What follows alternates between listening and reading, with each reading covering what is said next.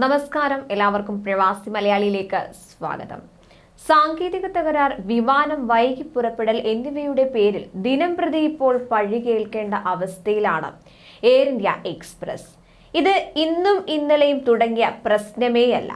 ഇതിൽ അധികൃതർ ഒരു പരിഹാരം കണ്ടെത്താത്തതിനാൽ യാത്രക്കാരും വലിയ പ്രതിഷേധത്തിൽ തന്നെയാണ്. എന്നിട്ടും ഇത്തരം സംഭവങ്ങൾ വീണ്ടും ആവർത്തിക്കുകയാണ്. ഇപ്പോൾ നെടുമ്പാശ്ശേരിയിൽ നിന്ന് ഷാർജയിലേക്ക് പറന്നുയർന്ന എയർ ഇന്ത്യ എക്സ്പ്രസ് വിമാനം അടിയന്തരമായി തിരിച്ചിറക്കേണ്ട സാഹചര്യം ഉണ്ടായിരിക്കുകയാണ്. ഇന്നലെ രാത്രിയിൽ 10:30 പുറപ്പെട്ട വിമാനത്തിൽ പുക കണ്ടെത്തിയതിനെ തുടർന്ന് 11:30 തിരിച്ചിറക്കുകയായിരുന്നു.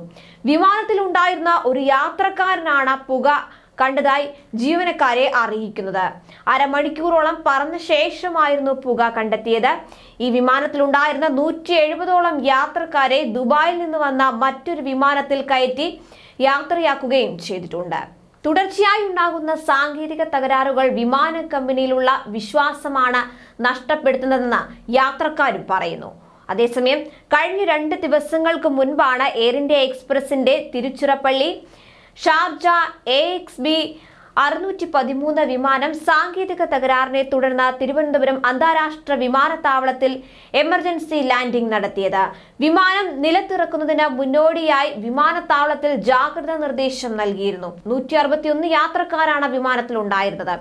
വിമാനം സുരക്ഷിതമായി ലാൻഡ് ചെയ്യുകയും യാത്രക്കാർ എല്ലാവരും സുരക്ഷിതരാണെന്ന് അധികൃതർ പിന്നീട് അറിയിക്കുകയും ചെയ്യുകയായിരുന്നു. ഇതുകൂടാതെ ശനിയാഴ്ച രാത്രി 8:45 ദുബായിൽ നിന്ന് തിരുവനന്തപുരത്തേക്ക് പുറപ്പെടേണ്ട എയർ ഇന്ത്യ എക്സ്പ്രസ് AX 544 വിമാനം പുറപ്പെട്ടത് 30 മണിക്കൂർ വൈകി തിങ്കളാഴ്ച പുലർച്ചെ 2:45 പുറപ്പെട്ടത്. യാത്രക്കാർ വിമാനത്താവളത്തിൽ എത്തിയ സമയം കൂടി കണക്കാക്കിയാൽ ഇത് 33 മണിക്കൂറാണ്. കാത്തിരിപ്പ് അനിശ്ചിതമായപ്പോൾ എതിർപ്പ് ഉയർന്നതിനാൽ മാത്രം പിന്നീട് ഹോട്ടലിലേക്ക് ഇവരെ മാറ്റുകയായിരുന്നു.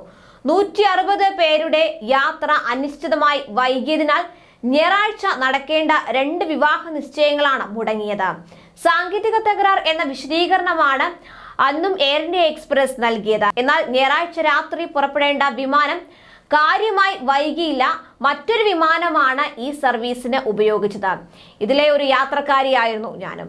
അതിനുശേഷമാണ് ശനിയാഴ്ചത്തെ വിമാനം പുറപ്പെട്ടത്.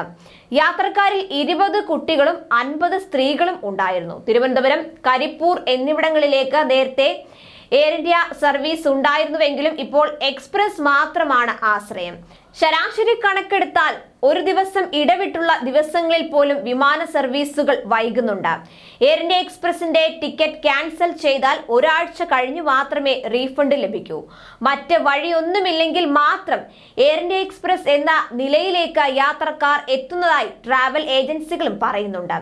കടുത്ത മത്സരത്തിനിടെയാണ് ഇത്തരം പ്രശ്നങ്ങൾ ഇന്ത്യൻ വിമാന കമ്പനിക്ക് ചീത്തപ്പേരുണ്ടാക്കുന്നത്. വിദേശ എയർലൈനുകൾ ഈ സാഹചര്യം പരമാവധി മുതലെടുക്കുന്നുമുണ്ട്. കൂടുതൽ പ്രവാസി വാർത്തകൾക്കായി ഈ ചാനൽ സബ്സ്ക്രൈബ് ചെയ്യുക.